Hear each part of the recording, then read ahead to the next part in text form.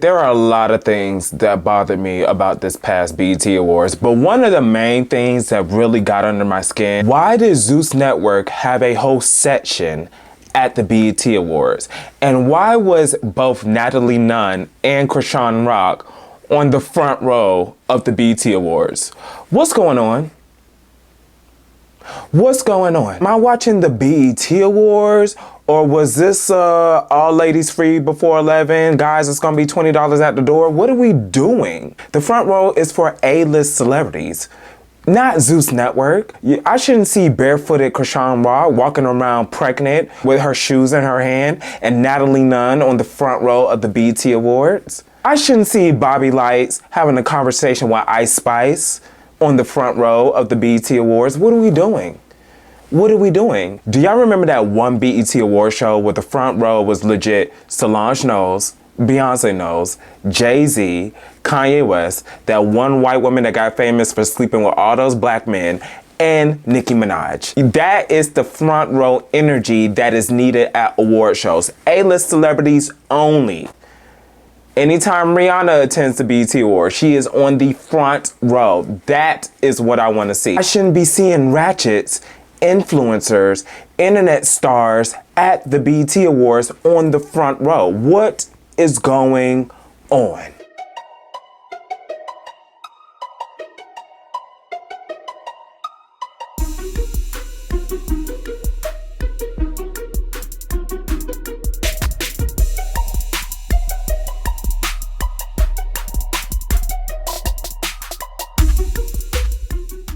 June 25th was the 2023 BET Awards, and this award show was a major downgrade. This show, it didn't feel like the BET Awards. When you look at the cultural moments from any of the BET Award ceremonies from the early 2000s, and then you look at the production and what was put out there this year, it's just a major downgrade. The main thing that bothered me, where were the actual celebrities?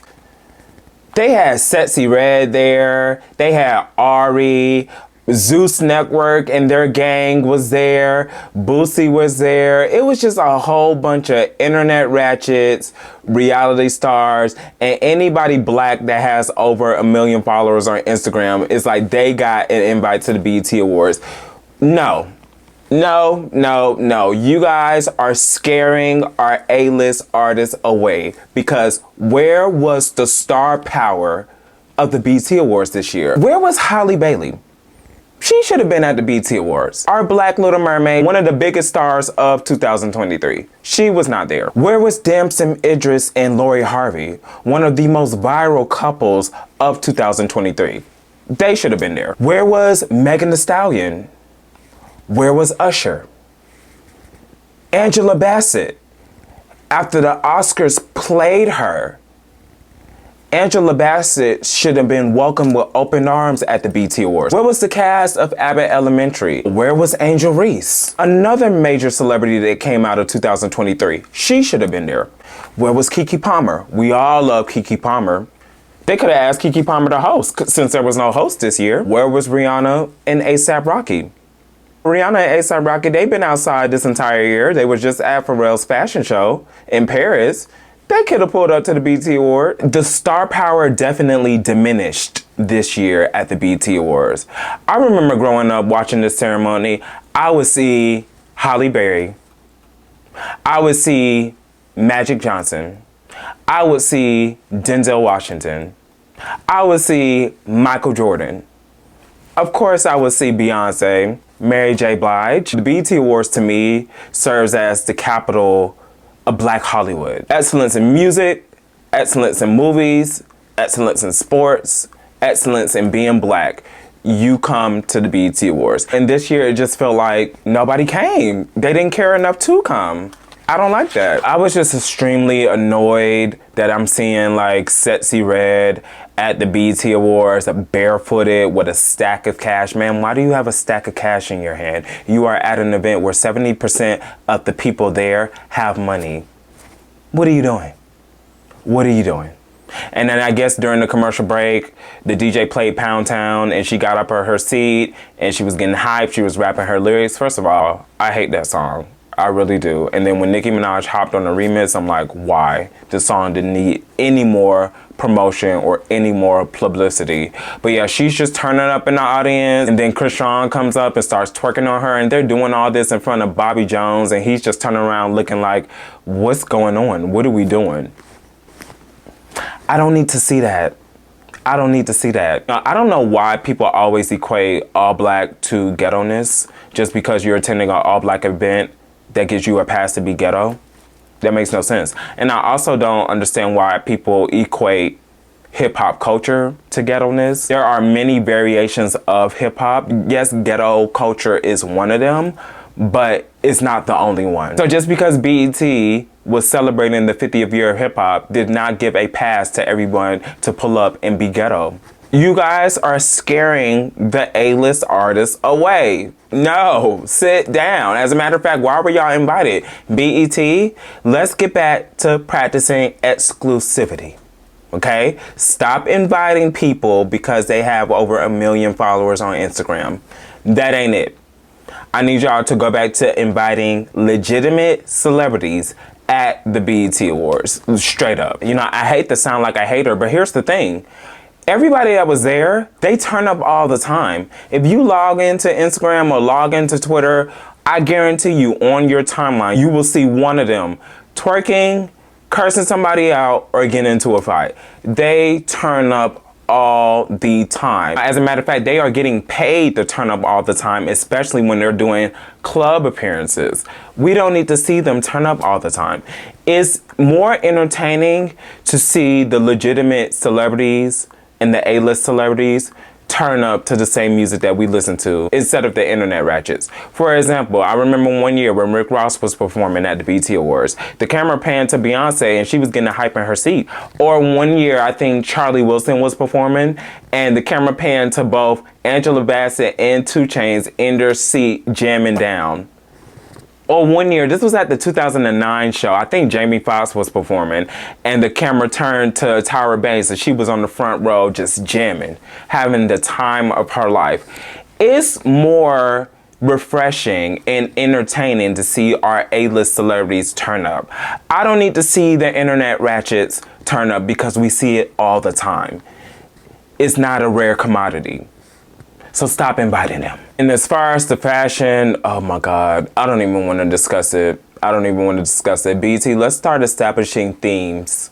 Okay, let's come up with one theme. I'm not gonna say one singular color, but just one fashion theme. When you send out these invitations, these celebrities need to get in touch with their stylist to come up with the best and most suitable image to match the theme of the BET Awards, because everybody looked a hot ass mess. I think the only person that I've seen that pulled up to the BET Awards and dressed like they were attending an award ceremony was Summer Walker. Everybody else, the girls was naked. It was a lot of see-through sequence going on. The guys, oh my God. The guys in hip hop just look janky as hell. Especially Finesse 2 Times. Sir, why are your breasts out? What are you doing? All the money that you got and you couldn't pull up to the BET Awards in a nice suit? You just got your boobs out and you're wearing like 3,000 silver chains? What the hell? No, I don't need anybody to body shame Lizzo or Janelle Monáe for having their breasts out anymore. If you got Finesse 2 Times on the red carpet looking like a lesbian woman mixed with a walrus with his breast out, and y'all not gonna drag him, then y'all don't need to drag any of the women celebrities that are showing off their skin. Because let's keep the same energy. What are you doing, sir? What are you doing? But yes, thank you, Summer Walker, for treating the BET Awards like it is a ceremony and not a club appearance, which is very ironic because a lot of the people that attended the BET Awards, they looked a hot mess on the red carpet, but when you see them at club appearances, they be looking dripped down. I don't get it. You can look good for the club, before the award ceremony, you look a hot mess. It makes no sense. All right, next I'm going to discuss the awards that were given out, but before I do that, I want to talk about the production. They were able to pull this off in the midst of a writer's strike. I've seen a lot of people on Twitter saying, well, there's a writer's strike going on. What does that have to do with an award show production? The writers are the ones responsible for writing on the teleprompter what the presenters are reading and what the host is going to say when they are introducing the next performer or introducing the next person that is coming on stage. Shout out to the legendary MC Lyte and shout out to the legendary Kid Capri. These two were the main ones that were keeping the flow of the show going without a host. Now, the flow of the show was quick. They barely gave out any awards because they did not have as many presenters, and when they did give out awards, MC Lyte read the nominees and then they had somebody come up and read the winner, and it was like on to the next, on to the next, on to the next. So Coco Jones won Best New Artist, well deserved. When you consider everything that this girl went through during Disney Channel and all the colorism she had to deal with, I really love seeing her career flourish. You know, she's on a hit show, Bel Air, that is streaming on Peacock. They are gearing up for season 2. And her music career is taking off. You know, her EP was absolutely beautiful. Her songs are charting. Coco Jones is up next. And I am so happy that she took home Best New Artist. Tiana Taylor won Best Music Video Director. She was not there, but her mother came up and accepted the award on her behalf. Listen, Mom, all you had to do was accept the award and sit down. I don't know why she decided to FaceTime Tiana Taylor. That was just an unnecessary moment. But we are all excited for Tiana Taylor. We are all supporting her on her new journey within her career. But FaceTiming her doing an award show, it was just awkward and it was just stupid. Next time, just accept the award and sit down. Angel Reese won Sportswoman of the Year. Well deserved. I just wish she was there to accept the award. Kendrick Lamar won Best Male Rapper. I didn't even think to mention Kendrick Lamar when I was giving my rant of who didn't attend. But yeah, Kendrick Lamar should have been there as well, because Mr. Morale and the Big Stepper, that was a beautiful album. And they should have asked Kendrick Lamar to perform, because honestly, besides Kendrick Lamar performing at the Super Bowl last year, I don't recall him performing any of his music from Mr. Morale and the Big Stepper on any award show. Like, he really didn't do any televised performances for that album except the Super Bowl, and he was just performing his hits. Lotto won the Best Female Rap category. She deserves it. I don't care. You Nicki Minaj fans just need to pipe down. Ever since Nicki Minaj and Lotto got into that big Twitter beef, Lotto has secured a lot of haters from Nicki Minaj fans. Let me tell you something. The girl can rap. The girl got skills, the girl got talent, the girl is putting out hits. 777 was one of the strongest female rap albums of 2022. She deserved that award. Nicki Minaj fans, y'all just gonna have to A, grow up, and B, get over it. Drake and 21 Savage won Best Group. Drake and 21 Savage are not a group, so I don't understand why they were even nominated for Best Group. Just because two artists are working on an album together does not mean they're a group. If anything, they're just a duo, but they're not a group.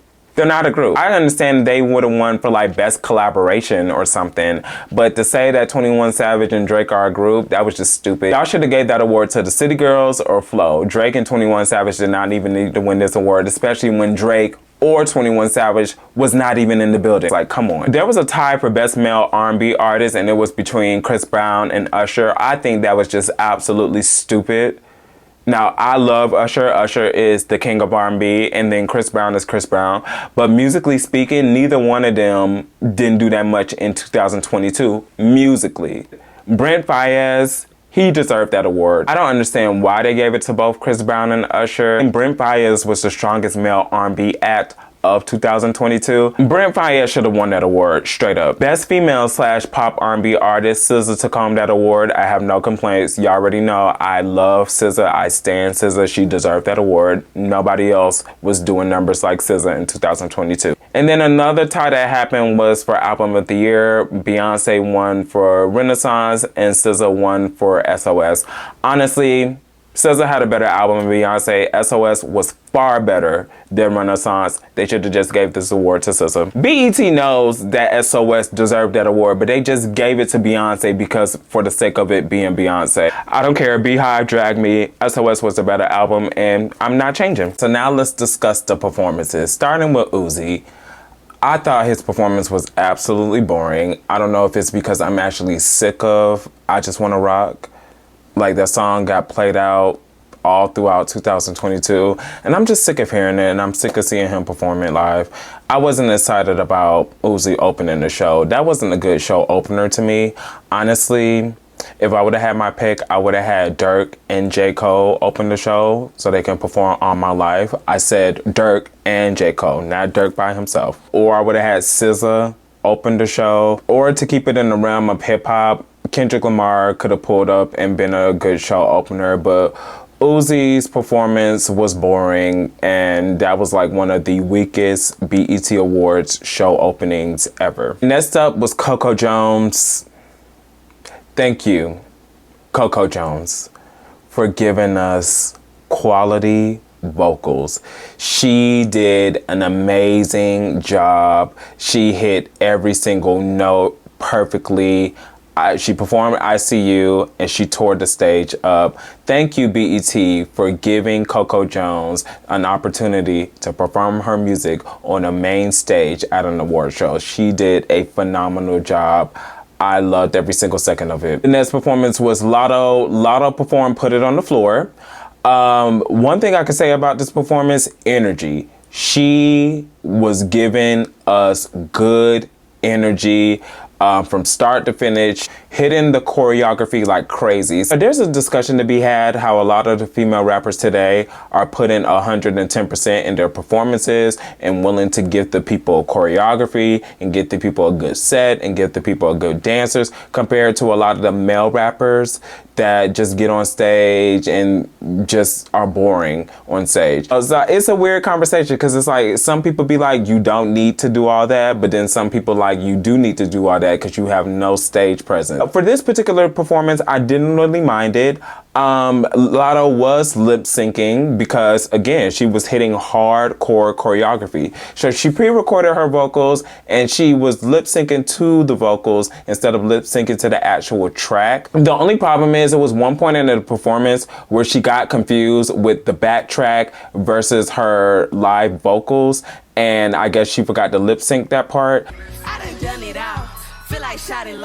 I need rappers to start performing over the instrumentals instead of performing over the actual music, because I think that's where she got confused. She confused her pre-recorded vocals with the vocals from the actual music with the song being played in the background. And I think it would have went out perfectly if she just pre-recorded her vocals over an actual instrumental. So I don't know, that's a weird practice that a lot of today's rappers are doing. Performing their songs over the actual track instead of performing over instrumentals. And I think that's why Lotto got caught up, and it was kind of weird in a few moments in the performance when she was trying to lip sync. Other than that, I enjoyed her performance. I will say Cardi B should have been there, because Cardi B, you don't have an album.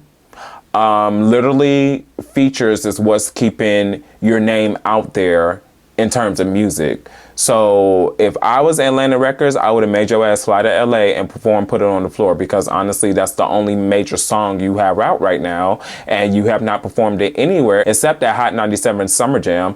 I would have made her flown to LA and performed it. Like, this was a national televised event. Cardi B should have been on that stage to perform that song and give the song more traction. That's just my opinion. Next was DeVito. I loved his performance. His performance was so good. The energy was good. The stage presence was good. The dancers was good. The set was beautiful.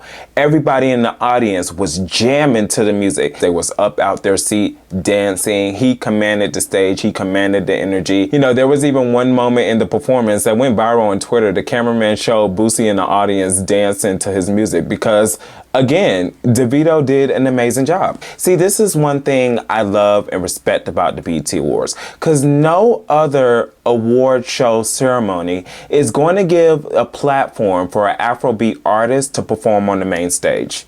This only happens at the BET Awards, which is why the BET Awards is so important to the culture. I just need BET to continue to demonstrate how important the BET Awards is to the culture. And as I said earlier, I need a lot of these A-list celebrities to remember how important it is to attend the BET Awards because they put on for Black culture. I'm so grateful that they gave DeVito an opportunity to perform on the main stage. He did an amazing job. The next performance was legit the highlight of the show. Nobody saw this coming. Offset and Quavo reunited on stage to perform a tribute to Takeoff. This was so beautifully needed. The BET Awards was a perfect ceremony for this moment to take place because all of the Migos' major award show performances are from the BET Awards.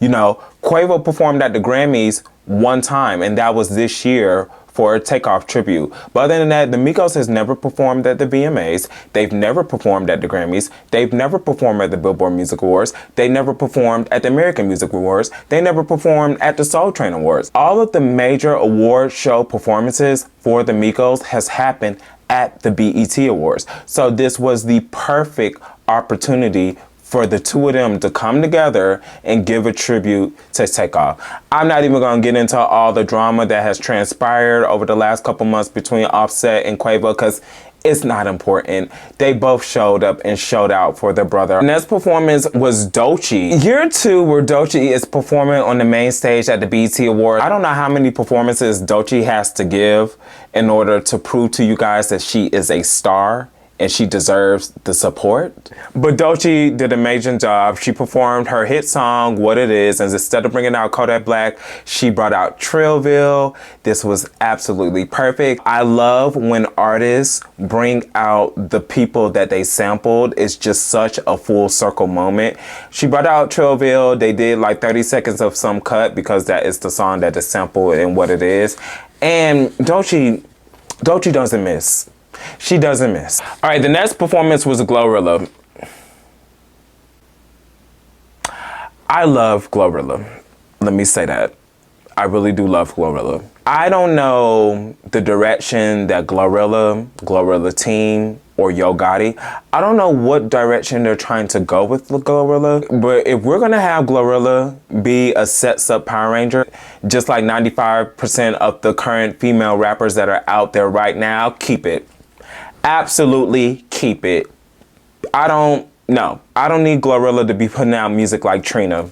That's not it. You know, I need Glorilla to be our female Chief Keef. I need Glorilla to be our female Young Nudie. I need Glorilla to be in the crunk era. Like, that's the type of music I want for Glorilla. I don't need sex music from her. We got that. It's too much of that out there. Glorilla, please be different. Yo Gotti's, don't have her do this. I did not enjoy the performance. I didn't really care for the song. She sampled 3 6 Mafia, Slob on My Knob. That song has been sampled so many times. I need all rappers to leave that song alone.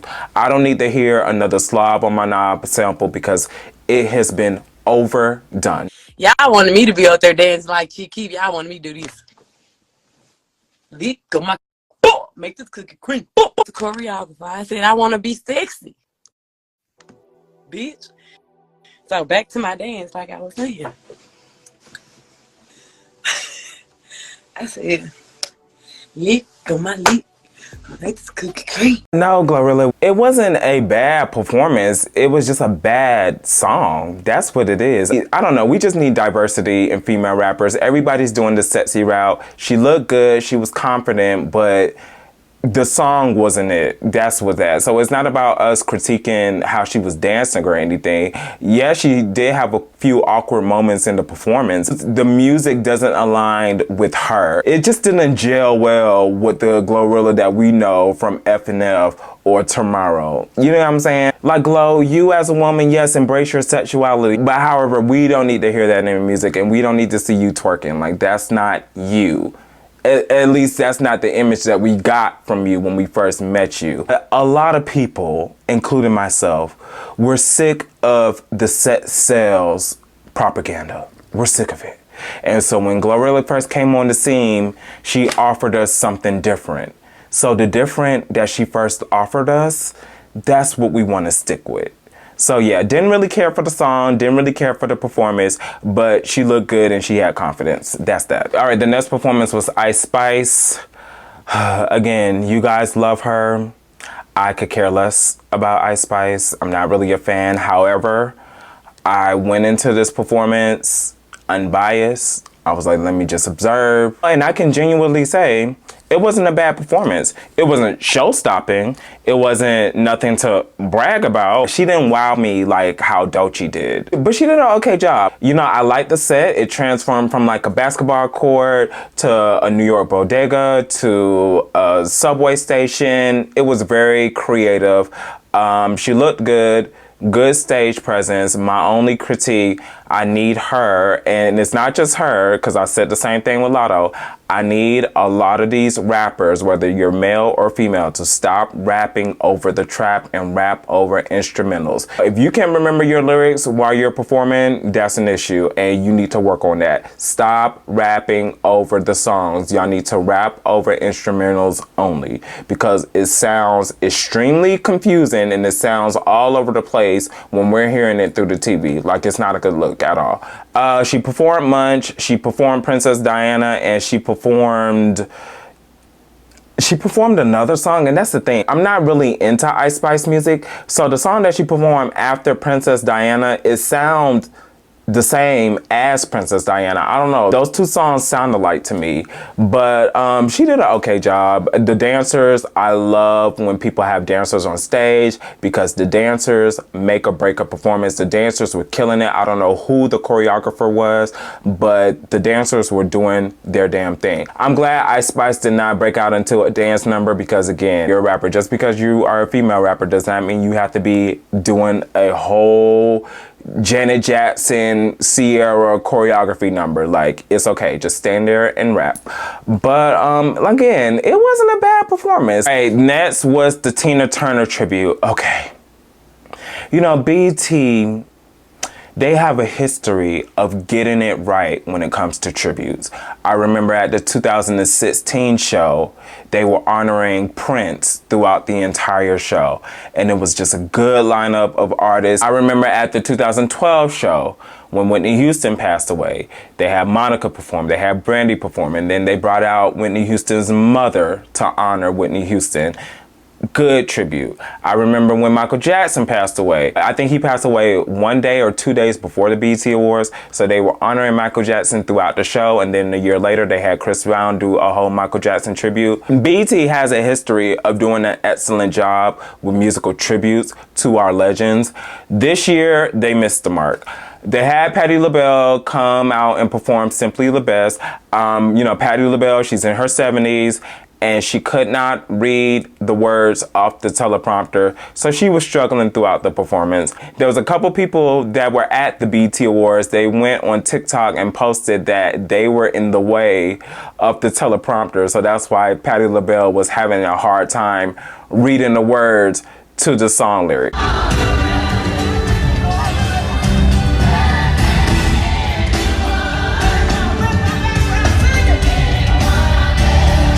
I'm not going to be overly critical of Patti LaBelle. 90% of Patti LaBelle's performances are on point. There's like a good 10% where Patti LaBelle has had a hiccup every now and then. The problem is with Tina Turner, this was an opportunity for the BET Awards to set the standard of honoring Tina Turner because she passed away well after the Grammys and well after the Billboard Music Awards and whatnot. So this was an opportunity for the BET Awards to be in front of everybody and saying, we honored Tina Turner first and we did it the best. And they kind of missed the mark with Patti LaBelle. Honestly, it should have been more people than just Patti LaBelle. I would have had Fantasia perform What's Love Got to Do With It. I would have had Macy Gray perform Simply the Best because Macy Gray is an alternative rock-like artist. So I really feel like she has the vocals to really execute a good Tina Turner song. I would have had Patti LaBelle perform another Tina Turner song, probably like Private Dancer or something. But if Patti LaBelle did not get the lyrics right, Patti, you've been performing all your life. You could have skipped out on this gig. I would have gave it to Fantasia, gave it to Macy Gray, and I would have had either Victoria Monet Normani or Lizzo did Proud Mary. Of course, you guys would have been like, only Beyonce can do Proud Mary. Look, I think Beyonce is Proud Mary out. She performed it for Tina Turner at the Kennedy Center Honors. She performed it with Tina Turner at the Grammys, and she performed it alongside Jewel. I think that was at Fashion Rocks. Beyonce has performed Proud Mary way too many times, and emotionally, I don't think she can do the song without Tina Turner here anymore. So I would have gave it to somebody else. Lizzo performed Proud Mary during her tour, and she did an absolutely amazing job. Victoria Monet and Normani, they both have the vocals and the endurance to execute Proud Mary well. I would have got one of them to perform Proud Mary, and I would have had Angela Bassett come out and give a speech honoring Tina Turner as well. So yeah, I don't know, the Tina Turner tribute, Tina deserved better. It felt last minute. It felt like BET didn't put a lot of effort into the tribute. It was just like, oh, we'll call Patti LaBelle. She gonna get the job done. And Patti really didn't get the job done. So it is what it is. And next was the Lifetime Achievement Award, Busta Rhymes. You know, he did such an amazing job. And it's crazy because my last video, I called out MTV saying that Busta Rhymes deserves the Michael Jackson Video Vanguard Award. And I actually recorded that video before the BET Awards because I didn't know that Busta Rhymes was going to get a Lifetime Achievement Award. Very well deserved. Busta Rhymes received all his flowers that night. I loved his speech, but I especially loved his performance. He was another highlight of the show. Busta Rhymes was amazing from start to finish. I loved his performance. He brought out Bia, he brought out Coi Leray, he brought out Remy Ma. I love Remy Ma so much. He performed all his hits. It was a show-stopping performance. I mean, honestly, I have never watched a Busta Rhymes performance and went back and said, damn, that was whack. Like, I know Busta Rhymes was gonna deliver. It was his night, and Busta Rhymes did an amazing job. 10 out of 10 with Busta Rhymes. And now let's discuss the 50th year of hip hop performances. They did a good job touching on different time periods, different eras, and different cities. I mean, from Uncle Luke, to Trina, to Trick Daddy, to Soulja Boy, to Chief Keef. Like, it was just a whole timeline of hip hop. The hip hop performances were legit on point. Now, my only critique is this. People need to understand that hip hop is not rap music only. Hip hop is a combination of rap music and R&B. So with that being said, I feel like with a lot of the performances, they should have invited Mary J. Blige, Faith Evans, SWV, Ashanti. Like, they should have invited a couple of our R&B acts, especially the ones that integrated hip hop within their music. When you're doing a tribute to hip hop, you can't just honor the rap artists. You have to include the R&B artists as well. You know, but other than that, I really did enjoy the hip hop tributes. BET did a good job. My overall thoughts of the 2023 BET Awards: it definitely could have been better. As I said earlier, I think I said this about Ice Spice, a lot of the performances, they were not show-stopping performances. Like, you know, when we used to watch the BET Awards back in the day, when Beyonce would perform, she'll shut the stage down. When Mary J. Blige would perform, shut the stage down. When Chris Brown would perform, shut the stage down. There wasn't really any shut the stage down moments that happened at this ceremony. I don't know if it's because the amount of talent that's out here right now. I don't know if it's just because of the music. I don't know if it's because a lot of our veteran celebrities, Beyonce, Drake, Rihanna, whomever, did not pull up to come and perform. BET needs to do some soul searching, and they really need to figure out what they need to do in order to get the BET Awards back to the prime level of entertainment that a lot of us grew up watching. And then there's a bigger conversation. A lot of people feel like award shows are kind of fading out into obscurity in this current day. They are really irrelevant. And my clapback to that would be, Well, if they do these award shows and they don't televise it, y'all gonna be mad. I already know people feel some type of way that they don't see what goes on in the Met Gala. If the BET Awards or the Grammys or the VMAs, if they decide not to televise these award shows anymore, the fans would be pissed off. So award shows, they are still very much relevant. I just think that a lot of these award shows, they need to understand times have changed and they have to put in a little bit more effort to deem their ceremony as interesting and must-see TV to watch. So yeah, those are my thoughts of the 2023 BET Awards. What did you think of the award show? Let's go ahead and get the conversation popping in the comments below.